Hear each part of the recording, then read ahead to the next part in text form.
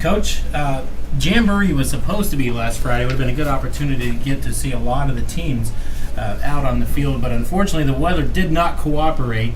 Tell us what you've said to your team, what you've done since Friday. Well, today was actually the first day that we got to see our guys since the Jamboree practice, getting ready for Jones Senior. Just told them just misfortunate idea where the weather just wouldn't allow us to play. It'd be safety for the kids, and just the field wouldn't been any kind of condition for us to get it in. But Wednesday night we went up to Riverside and played pretty well. And I told them I like what we saw, but we saw things that we need to work on. I think we're gonna fix those things come Friday night. If you could highlight a point from the Riverside scrimmage, what would it be? Played together as a team, and then offense looked pretty well throwing the ball around. Elliott did a great job. I think he's gonna. I think last year this time I told you that Jonte is gonna shock people the way he throw the ball. I think Elliott's really gonna shock people the way that he can throw the ball this year. Actually, to me, he throws a little better ball than Jonte, but defense played well as also. And McIntyre, he's back. he looked good out there Wednesday night at Riverside. So we're just excited. So let's talk about Elliott Dangerfield. Talk about how important last year was the pregame warm-ups. Really liked what I saw that you did with the team in the pregame warm-ups. You gave everybody an opportunity that was a quarterback to throw a lot of reps out on the field. How important was that for the development of Elliott? I think it was Elliott. He's a real good kid. He's the type of kid that you would just want on your team. He could have played some wide receiver for us last year. Backed up the 2 D1 guys we got. You take him to any other school, he's a starter. And then he backed up Jonte, of course, but he waited his time, and I think he's going to do an excellent job for us so far this summer. He's done everything that we asked for and more.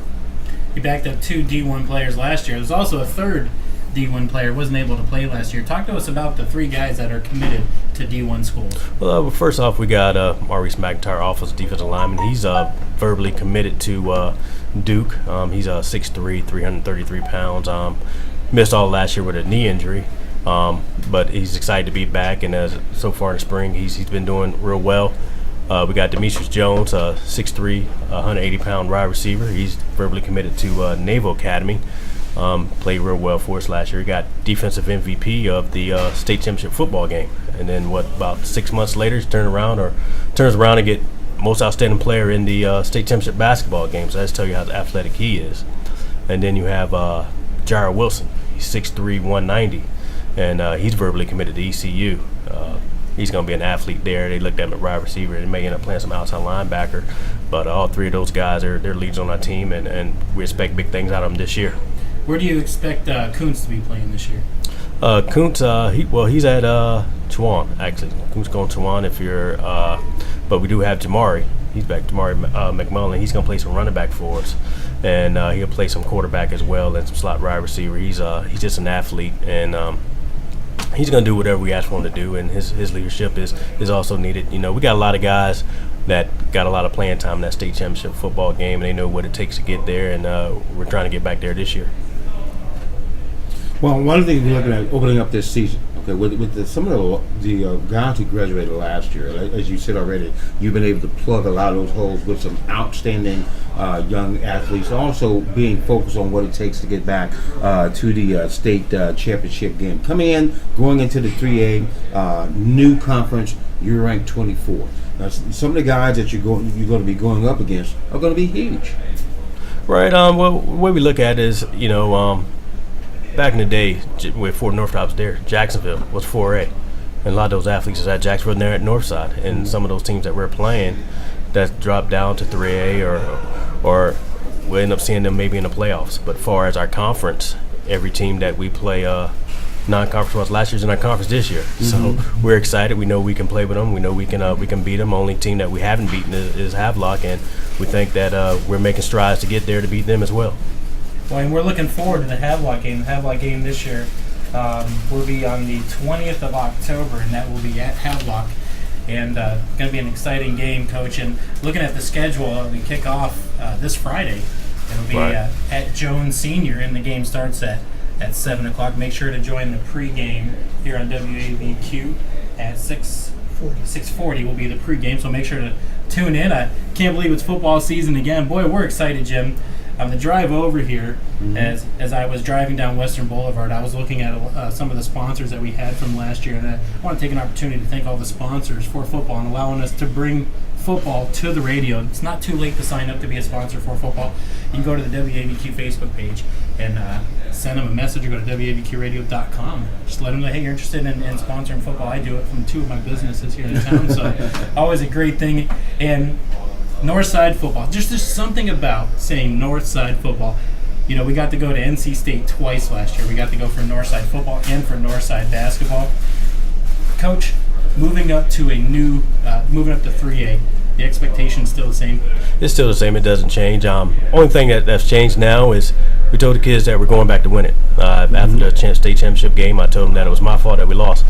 We talked to them all year about playing on December night, but we never mentioned about winning on December 9th. So now we're talking about getting back there December 9th and actually winning. So our goal now is, and every day we in practice, we talk about it and we say, what's that date, December 9th, and we're going back to win it. So that's where our focus now. You know, and looking at the schedule and the conference that you're in, Jacksonville, who you play on October 6th, they were 1 game away from the state championship in 3A last year. Is that a game you look forward to, as you did beat them last year in a game that was divided in between Hurricanes? You looking forward to that game again this year?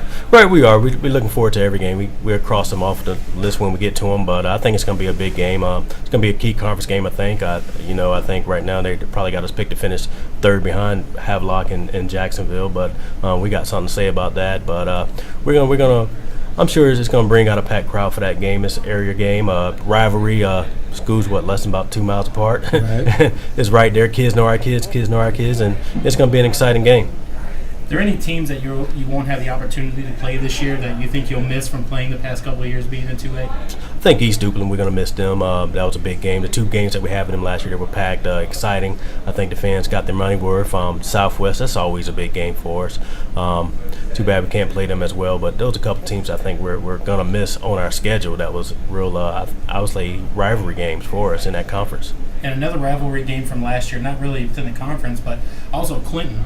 As it's always a good game. And Clinton actually will be coming to Northside. It's their first home game of the year, and that will be on September 1st. Clinton will be coming to Northside to play the Monarchs, and that's going to be a great game. Again, you can catch all the games here on WABQ Radio. You know, and then opening up, like we said earlier, you're going to be opening up with Jones Senior. Road game. Then right after that, you've got 3 big games. You're going to be going to New Hanover. Take those guys. Those guys have a very dominant football team. Of course, then Clinton comes for the first home game. Then right after that, you on the road again to the Bulldogs at Wallace Rose Hill. Right. We have a very tough non-conference schedule. I've told the kids that there's a possibility we can start out 1-5 or 0-6. Mm-hmm. But after the Jones game, we head up to Hanover, take on New Hanover, and they got a good team back. I think they got about 7 or 8 guys back off the team that I think played for a state championship or got to the Eastern Finals 2 years ago. Mm-hmm. I saw them the other night, and they looked real well. Dominant program at 4A, and now they're dropping down to 3A. And so there's a possibility that we may have to see them come playoff time as well. And then Clinton, 2 big games last year with Clinton. They're a dominant powerhouse in 2A football, and that's going to be an excellent game as well. That's going to test us and let us know where we're at. And then you got Wallace Rose Hills, who moved up to 2A, was 1A state champions, and then saw them the other night, and they're fast and physical, and that's going to be an excellent game as well. And we go there, so I know that environment's going to be packed and hostile, and I think that'll be always try to put one game on the schedule where it's kind of like a playoff environment, and that's that game this year. You know, Coach, last year when you were on the show, you told us, we schedule a hard schedule despite the playoff format last year being different. The same way this year, so only the conference champion is guaranteed a playoff spot, and then it goes to overall record. Well, it didn't stop you last year from scheduling a lot of tough opponents, but you had a reasoning behind it. And your reasoning was, I think, one of the key factors of why your team was able to get all the way to the state championship game. You wanted them to be prepared by playing the best. So that way, as the level of competition changed throughout the playoffs, you were able to keep up with the standard. Right, yeah. We want a tough schedule. That way we'll get ready for our conference schedule. You go back and look at it. I think we played 18 different teams this year, including our jamborees and scrimmages. And I looked before, 11 out of those 18 are preseason top 25 teams in the state. So we're playing a tough schedule, and that's what we look forward to. We're not going to back down from anyone, and hopefully we can come out on the positive side of it and carry over into conference play. Did you have any challenges filling the schedule this year with your move up to 3A?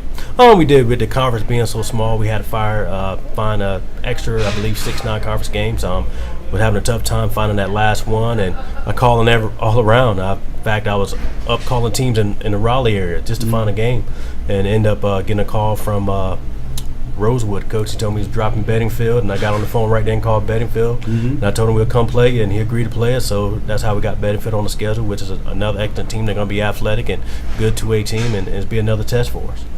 Coach, talk to us a little bit, without tipping your whole hand, of course.